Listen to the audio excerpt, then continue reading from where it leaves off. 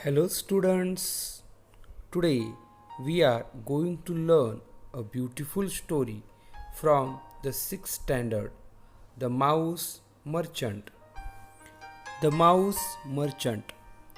Once a rich merchant was scolding his lazy son. I gave you so much money to start a business, and yet you have not earned anything. You are good for nothing. Look at this dead mouse. A capable man can start a business even with something as useless as this. एकदा एक श्रीमंत व्यापारी त्याच्या आळशी मुलाची खरडपट्टी काढत होता. मी तुला तुझा व्यवसाय सुरू करण्याकरता एवढे पैसे दिले आणि तरीही तू काहीच कमावले नाहीस. तू अगदी कुचकामी आहेस. या मेलेल्या उंदराकडे पहा. एखादा कार्यक्षम माणूस अशा एखाद्या निरुपयोगी वस्तूपासून सुद्धा व्यवसाय सुरू करू शकतो. Somadatta was a poor orphan boy. Heard his words. He went in and requested the merchant, please lend me this mouse as a capital and I will try my luck.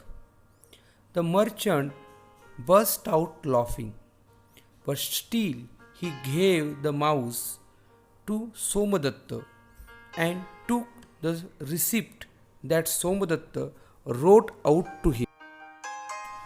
Somdatt या गरीब अनाथ मुलाने त्याचे हे शब्द ऐकले. तो आत गेला आणि त्याने त्या व्यापाऱ्याला विनंती केली, कृपया मला हा उंदीर भांडवल म्हणून उसना द्या. मी माझे नशीब अजमावतो. तो व्यापारी मोठ्याने हसला, परंतु तरीही त्याने तो उंदीर सोमदत्तला दिला आणि सोमदत्तने त्याला लिहून दिलेली पावती दिली. Somdatt was walking down the street with the dead mouse in his hand when another shopkeeper called him, come here boy, I need the mouse to feed my cat. I will give you 2 handful of gram for it. Somadatta accepted the gram. तो मेलेला उंदीर हातात घेऊन सोमदत्त रस्त्याने चालला होता. त्यावेळी दुसऱ्या एका दुकानदाराने त्याला बोलवले, मुला इकडे ये. मला तो उंदीर माझ्या मांजराला खाऊ घालण्याकरता पाहिजे. मी त्याकरिता तुला 2 मुठभर हरभरे देईन. सोमदत्तने ते हरभरे स्वीकारले. At home, Somadatta roasted the gram well. Then he took a pitcher of water and stood at the crossroads with his gram and the water. He waited for a long time. In the evening, the laborers were returning from the wood. They saw the boy with roast gram and water. Somadatta offered them the gram and water politely. हरभरे चांगले भाजले. नंतर त्याने पाण्याची एक सुरई घेतली आणि त्याच्या हरभऱ्यासह आणि पाण्यासह रस्त्याच्या फाट्यावर उभा राहिला. त्याने खूप वेळ प्रतीक्षा केली. संध्याकाळी मजूर लोक जंगलातून परत येत असताना त्यांनी भाजलेले हरभरे आणि पाणी घेऊन असलेल्या त्या मुलाला पाहिले. सोमदत्तने त्यांना नम्रपणे ते हरभरे व पाणी दिले. But we have no money. 2 sticks of wood is all we can give. That's a good payment for this simple fare, exclaimed Somadatta. By accepting 2 sticks from each laborer, Somadatta collected a small bundle of sticks. He took the bundle to the market, sold it, and bought some more gram with it. परंतु आमच्याकडे पैसे नाहीत. आम्ही तुला फक्त लाकडाच्या 2 काठ्या देऊ शकतो. या साध्या भोजनाकरता ही चांगली बिदागी आहे, सोमदत्त उद्गारला. प्रत्येक मजुराकडून 2 काठ्या घेऊन सोमदत्तने काठ्याची एक मोळी गोळा केली. त्याने ती मोळी बाजारात नेली, ती विकली आणि त्यातून त्याने आणखी काही हरभरे आणले. Somdatt did this every day. He became well known among the laborers as the nice boy who offered tasty gram and refreshing water just for a couple of sticks. Many of them began to buy his gram every day on their way back from the woods. Somadatta got several bundles of sticks every day because now he had so many customers. Once, when Somadatta was selling the sticks in the market, he met a potter. He needed wood to burn in his furnace for the sticks. He gave Somadatta pots for his gram and a few pitchers for the water. Somdatt असे दर दिवशी करू लागला.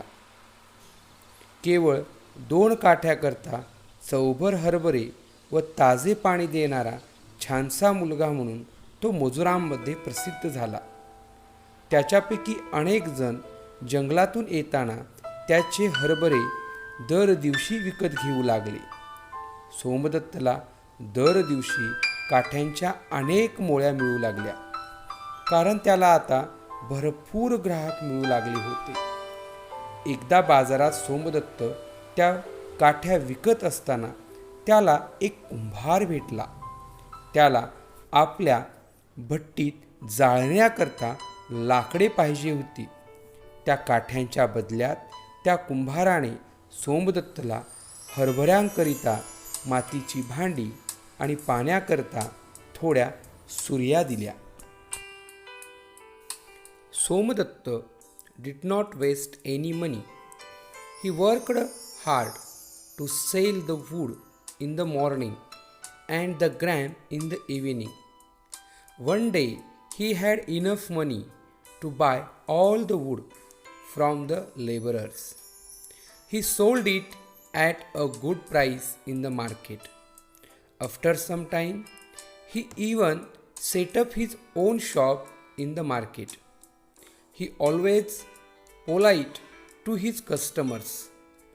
Some of them paid him cash, while others paid him in kind. They gave him whatever articles they could offer.